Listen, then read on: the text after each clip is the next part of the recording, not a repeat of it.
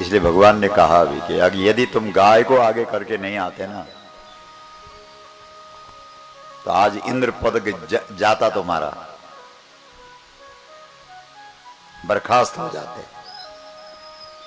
मतलब तुमने जो 100 अश्वमेध यज्ञ किए वो 1 सेकंड में आज खत्म हो गया, लेकिन 100 अश्वमेध खत्म करने का पाप करने पर भी गाय को आगे खड़ा करने से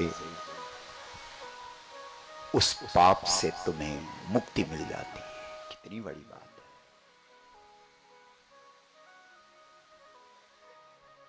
सोचो जरा।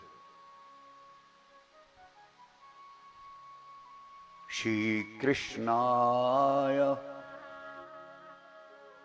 बोलो, आप भी बोलो, वयम नमः। संस्कृत है। वयम का मतलब होता है हम सब। एक वचन नहीं रखा, बहुवचन कर दिया।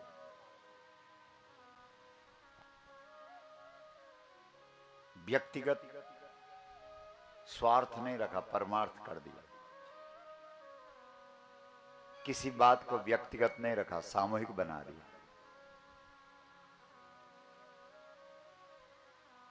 प्रार्थना भी व्यक्तिगत उतनी असर नहीं करती जितनी सामूहिक करती। और सच्ची बात तो यह है, जीवन से मैं को मिटा दो, तुम्हारा प्रणाम सीधे भगवान के पास पहुंचेगा। क्या मिटा दो? मैं। इसलिए अगर एक वचन लिखते तो मैं लिखना पड़ता था, अहम लिखना पड़ना। अहम का मतलब, संस्कृत में अहम का मतलब मैं होता, लेकिन वयम लिखा, वयम माने हम सब, बहुवचन कर दिया। इसका मतलब है अगर तुम भगवान को प्रणाम करना चाहते हो तो उससे पहले मैं को हटा दो। ये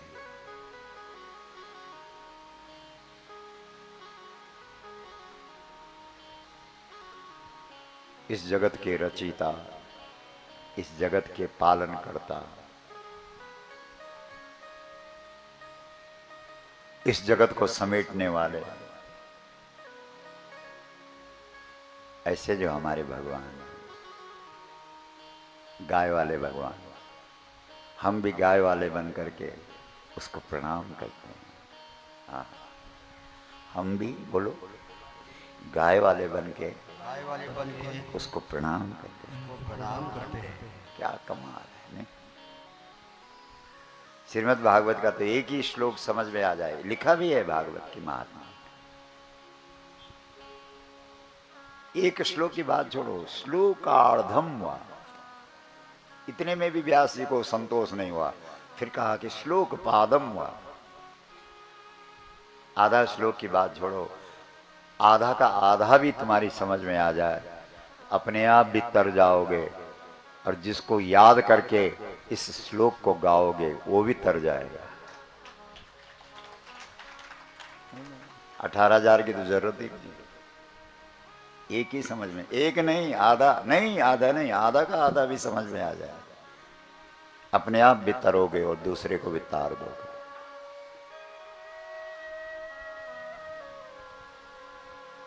जो बात रामचरितमानस में गोस्वामी जी ने लिखी है वही भागवत के श्लोकों पे फिट होती। तारक बारक एक राम जिन गाए, बारक एक राम जिन गाए। एक बार भी जिन्होंने राम को गा लिया, और गाने वाली चीज क्या है राम जी के लीला में? विप्रधेनु सुर संत हित लीन मनुज अवतार, ये है गाने वाली चीज। अगर एक बार भी तुमने राम की क्रिया, राम की लीला, राम की गाथा गा ली तो तुम अपने आप भी तर जाते हो और दूसरे को भी तार देते हो। इसलिए यशवंत जी जो तर रहे हैं वो तो हमने यहां पे बुला दिए, लेकिन तुम्हारे श्रवण मात्र से वो भी तर गए हैं जो यहां नहीं बुलाए।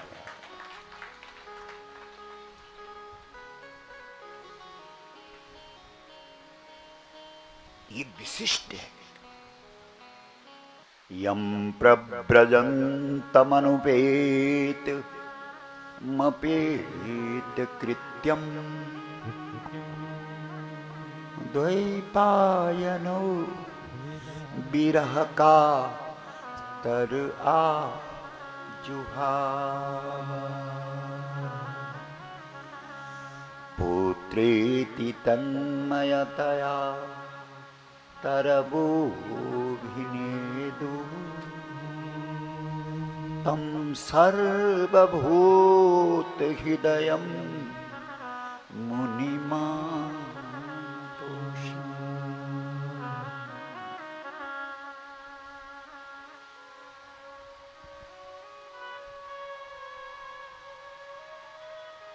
पहले श्लोक में भगवान को प्रणाम किया और दूसरे में जिसने इसको गाया उसको प्रणाम किया।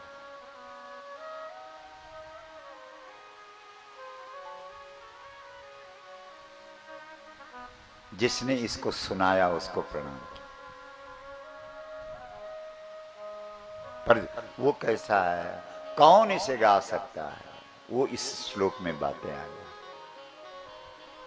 यम प्रव्रजन्तमनुपेत मपेत कृत्यम द्वैपायनो विरह का तर आजुहा।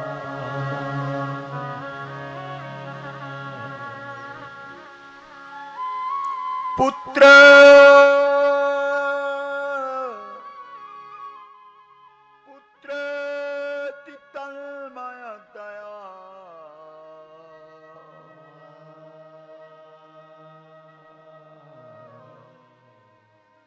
तरबोभिनेदु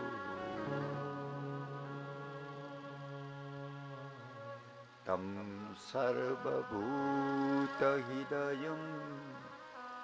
मुनिमातोषि।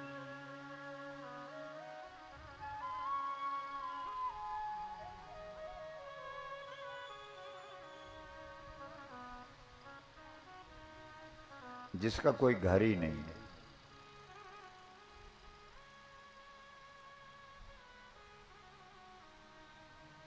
वही इस भागवत को गा सकता है। और कलयुग में जो लोग ज्यादा घर बनाते हैं वही इसको गाते हैं। क्यों? हरिद्वार में धर्मशाला बन रहा है,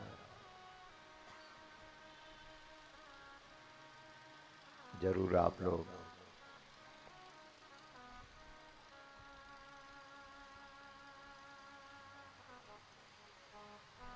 कहीं नहीं टिकता है,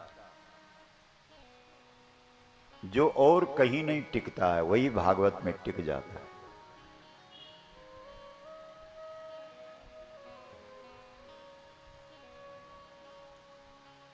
जो कृत्य कृत्य हो गया, जो भी करना है सब कर लिया। चाह गई चिंता गई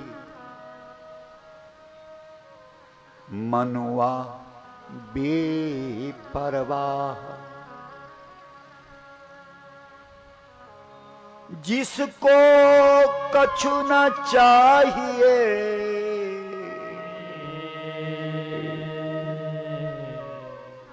वो है शाहंशाह।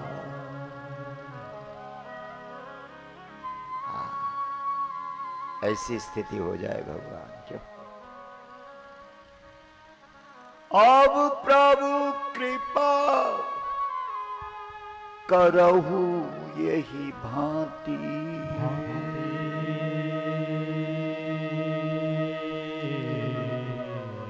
सब तज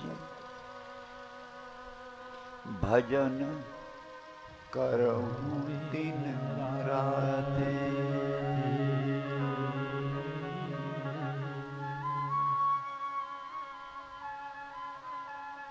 आशा बसन व्यसन यह नहीं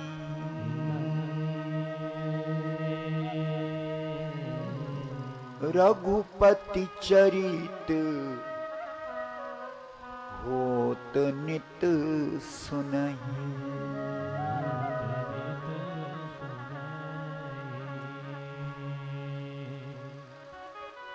ऐसा बकता होता है भागवत।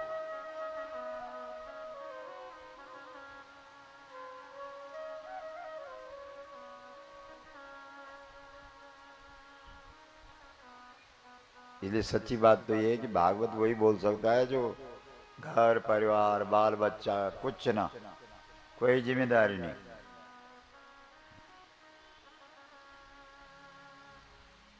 पर कुछ लोग या नबी होना जो ये वो एक भी जन राजा जनक नहीं, सब कुछ घर परिवार संसार पर फिर भी कुछ नहीं।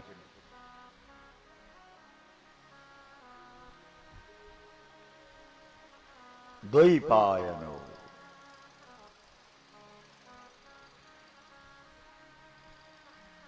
व्यास जी का पुत्र